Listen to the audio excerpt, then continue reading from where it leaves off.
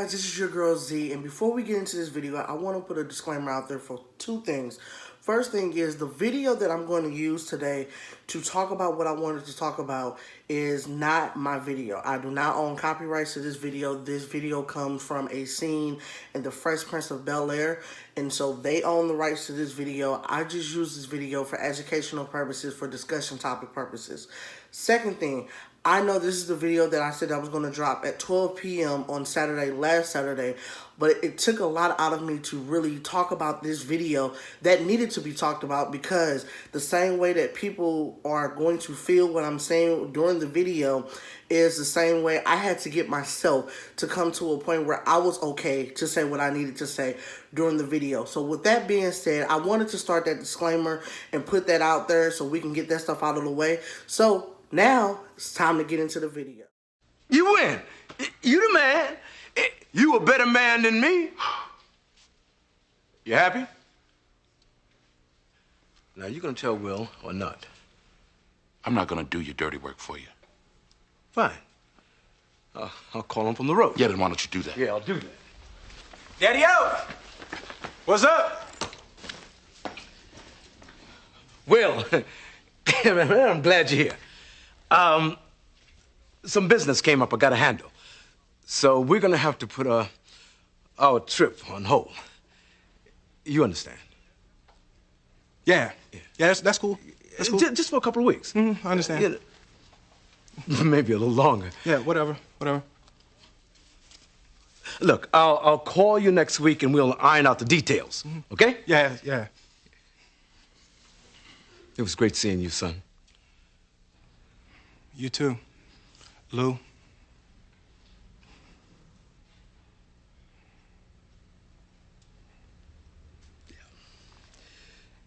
Yeah,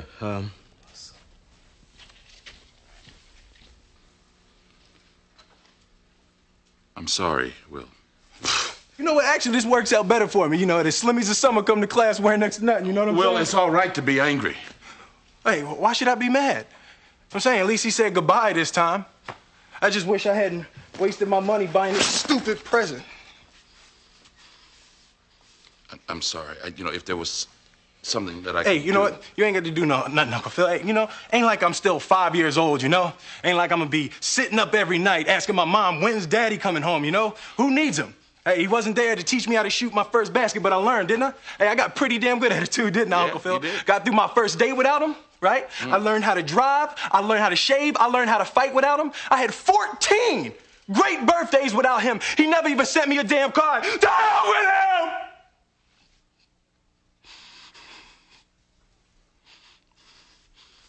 I ain't need him then, and I don't need him now. Will. Nah, you know what, Uncle Phil? I'm gonna get through college without him. I'm gonna get a great job without him. I'm gonna marry me a beautiful honey, and I'm having me a whole bunch of kids. I'm gonna be a better father than he ever was. And I sure as hell don't need him for that, because ain't a damn thing he could ever teach me about how to love my kids.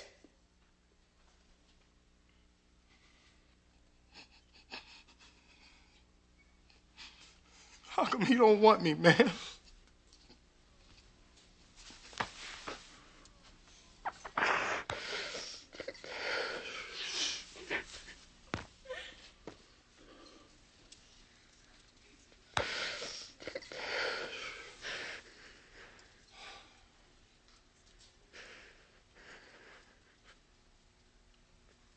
What's going on, guys? We got the disclaimer out the way. Now, looking at the video, we understand that Will was anticipating to go somewhere with his father, and his father let him down. And because his father let him down, it was like a reoccurring theme, because you can tell in his voice that his father had promised him things before. He was expecting for his father to do things with him that his father never came through on. And so Will gets upset, and Will gets to a point where he's like, yeah, cool. Yeah, and then if you notice, when his father was done talking, he called his father by his real name. He called his father by his real name. He didn't say Pop. He didn't say Dad. He didn't say Daddy. He didn't say none of that. He said his name, right? And so because he said his name, Will was in frustration. And I want to take this video and I want to let people understand that youth in the system fight this daily. There are over 415,000 youth in the foster care system and a consistent running number of 364,000 youth who stays in the foster care system from year to year to year. And that was just off the database from 2016. We are in 18 now, so those numbers could have very well went up and changed drastically.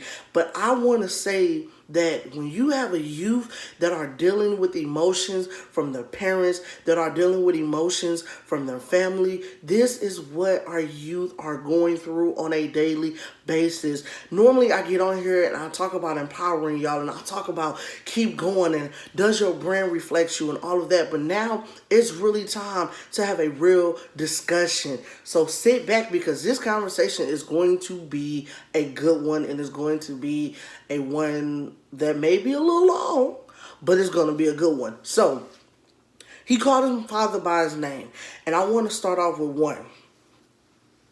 First thing is, his father was trying to get Uncle Phil to tell Will that he was not going to be able to do it. I don't know about you, but when I was in the state system, and it's something I was expecting from my father to do, or I was expecting for me to go and get or be with my father, and I wasn't able to do so. 9 times out of 10, I wasn't told by my father. I was told by my social worker.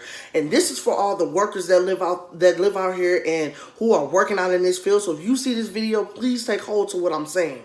That will destroy a child. We will be more destroyed if we find out from the person who was told to tell us than the person who we actually were expecting to do something with, right? And so I want to just tell you right now, this video is not to discredit anybody. This video is strictly just to put information and educational purposes, because what I want to get out of this video is the importance of being there for your child, the importance of being there and sticking to your word. We get life may happen, we get emergencies come up, but when you have promise after promise after promise after promise, and each one of those promises are broken, that is a problem. A very big problem, because you do so many things to affect the child that you will never understand why. One, they don't trust you. 2, they don't want to talk to you. 3, they shut themselves out. 4, when you tell them something and you understand that they don't have the mood swing to get happy about it. This is why, because they expect you to let them down. And when you get a child to a point that they expect you to let them down, your trust is gone. That wall of defense is put up, and it's so hard to get past that wall of defense, because it starts messing with their self-confidence. They feel like they're not good enough for you to want to come and do something with them, or for you to tell the truth to them. They feel like they're not worthy enough for you to love them and do the things that other kids do with their parents with them, because every time you tell them you're going to do something with them, you break your promise. This is not even for all of my kids in foster care. This is for my kids, period.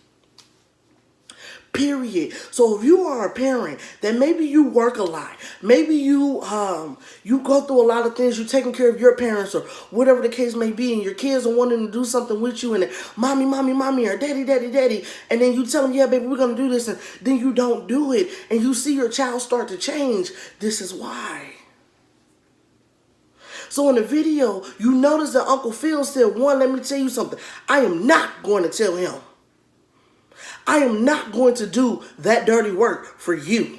And his father was like, you know what, that's fine. I tell him from the road. Number 2. The importance of having a face-to-face conversation will take you a long way. Being able to articulate what it is that's going on will take you a long way. And sometimes we feel that it's easier to talk to a person through the phone or through a video, but being face to face to a person will bring more value to the conversation that you're trying to have with someone, and it will take you a long way. His father did not want to stay back and have that conversation with him. He wanted to have it with him on the road, because his father could not handle the emotion of seeing his son disappointed once again. As a little girl, I went through the same issue, and I'm not going to get too much into the story, but for a prime example, I felt how Will felt when his father was trying to leave and not tell him, because at one point in my life, I grew up And I was happy because I was with a family member who actually could give me the attention that I needed, who gave me the love that I needed, who gave me the discipline that I didn't think I needed at the time, but I needed, but I was happy. And then I was taken from that family member because of pride, because of an ego. And I was put back in a place that one person thought was good for me, but everybody else was like, no, that's not good for me. But you couldn't overpower what was going on. And for a while, that person that I was dealing with wanted the person I was living with to do their dirty work, to tell them, well, you know what, he can't do it today, or he's not going to be able to make it up here today to see you, or he got busy so he wasn't able to call you yesterday. But guess what? That will make a child to start to look at you different. That will make a child not like you, not the middleman. And sometimes it's easier to do things through the phone because you don't have to see the child emotion. You don't have to feel the child letdown or the child disappointment. And I don't know about you, but in my life, when I've had to do it, I'd rather a person sit me down face to face and let me know what's up. Because at the end of the day, all I want to do is hear from you. See, let me be real with you guys. When I do my work with my youth, I come face to face. Whether it's the good, the bad, the ugly, and the downright trifling, I come face to face. Because the value behind having that face-to-face conversation lets them know three things. One, you can trust me. Because at the end of the day, when you need somebody, I'm here for you. Two, what I got to say to you, you will never have to worry about it going through a middleman because I have the courage enough to step up and let you know. Because a lot of times that I'm dealing with youth, it's not even about me. It's about them. And that's what I'm trying to get to when I say, have your conversations face-to-face with the child or face-to-face with whoever you need to talk to, because the value that is put behind that pushes y'all relationship so much further. They may not like you at the end of the conversation, but that does not mean that they don't love you. They may not want to be bothered with you at the end of the conversation, but that does not mean they don't love you. But at the end of the day, they will respect you way more because you came and had that conversation face to face. And three, I've had a youth tell me this. It's so much better to get over a situation when that person is face-to-face with you than when they just on the phone with you or they on a video chat with you or they're typing back and forth to you.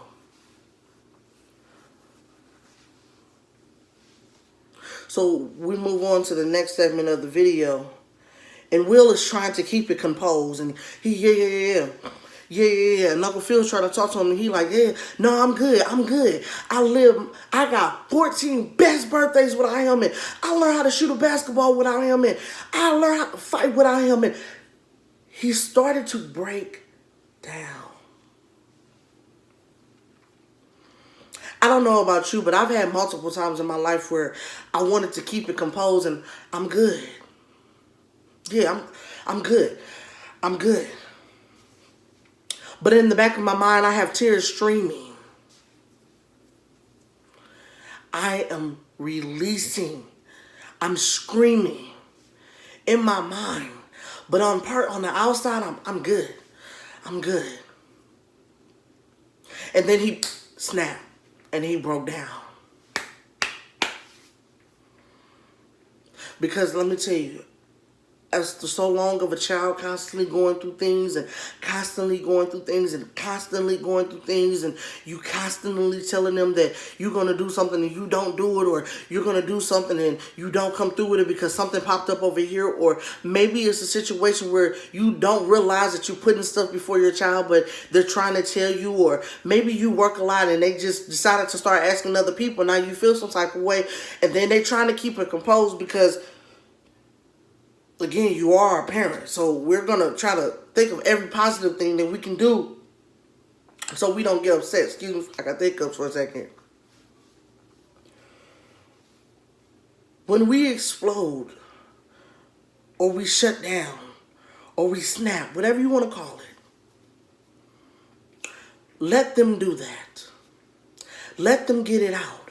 If you notice in that video, Uncle Phil didn't say a word. He agreed with him. Yeah, Yeah, yeah.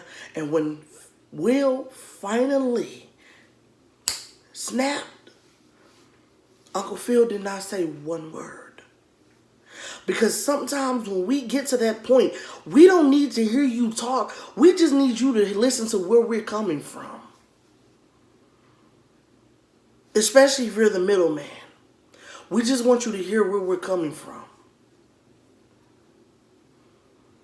Because we sit for so long and we feel like at one point we're okay, and then we let stuff build and then build and then build and then build, because we set these expectations up here because you are our parents and we know that you love us, but then we get shut down here all the time because stuff happens. And so we're constantly building.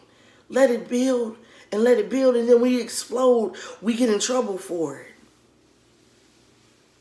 And then guess what that do? That shut down their tunnel of communication. And then you wonder why when your child grow older, they don't know how to articulate what they want. They don't know how to communicate with people. They don't know how to express their emotions, because every time they tried to express their emotions when they were younger, you shut them down and you tell them, not right now, or that's not how you do that, or shut your mouth, or shut up, or, you know, anything that you would tell a youth when they're trying to express their emotions. Instead of shutting them down, reroute them and teach them how to express them properly. Better yet, while they're in the midst of doing it, that's not the time to give constructive feedback. Let them get out what they need to get out, and then later come back and teach them how to properly release that emotion once they have got it out. That's not the time to put your 10 cents in. That's not the time to put your but what happened in. That's not the time for any of that. That's the time for the youth to come to raps with themselves about what they're feeling so that they can verbally get it out. Uncle Phil didn't say one word when Will was going off. And the last thing I want to talk about this video is the very end, where Will had bought the gift for his father and put it on the table, and they zoomed in on it. It was a parent and their child. The parent is hovering over the child like this, holding the child, because as a parent, you are the safety net of your child. As a parent, you are the one responsible for your child. As a parent, they expect you to nurture them. They expect you to love them. They expect you to accept them. They expect you to respect them just enough to be responsible for every action that you do towards a child.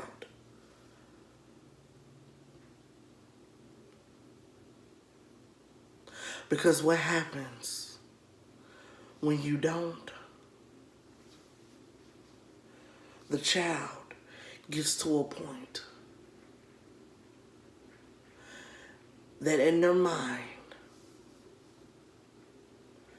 when they finally do snap, if they snap towards you or somebody else, the first thing they're going to feel is, I'm going to be a better parent than what my parent was. I'm going to be a better mom than what my mother was.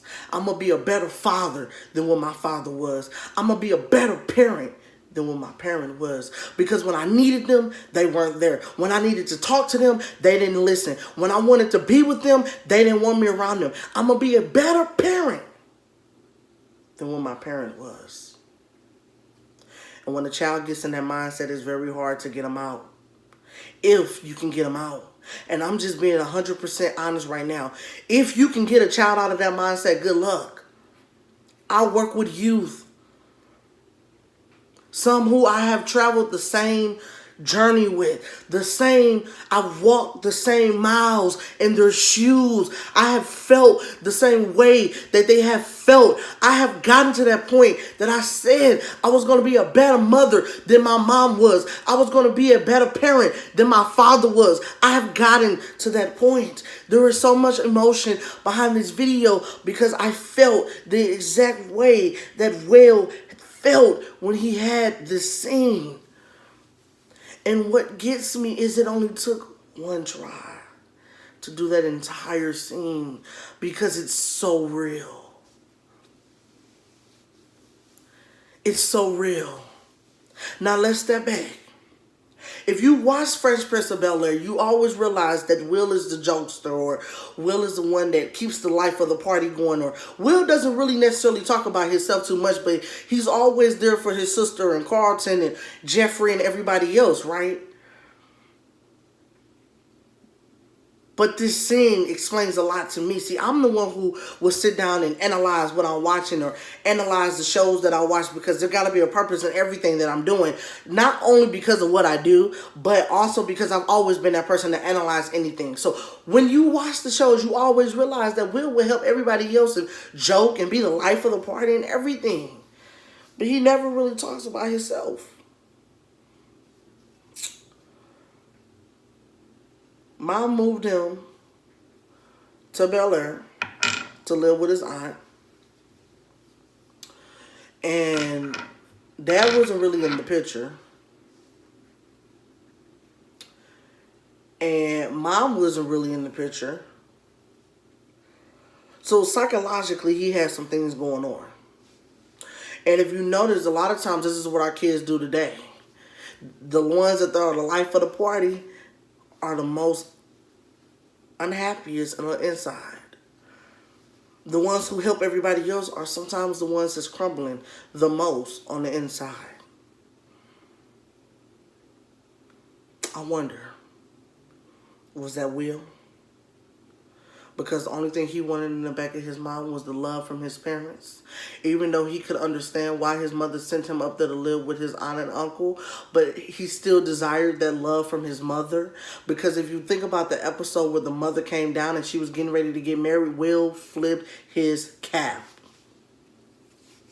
He wasn't having it.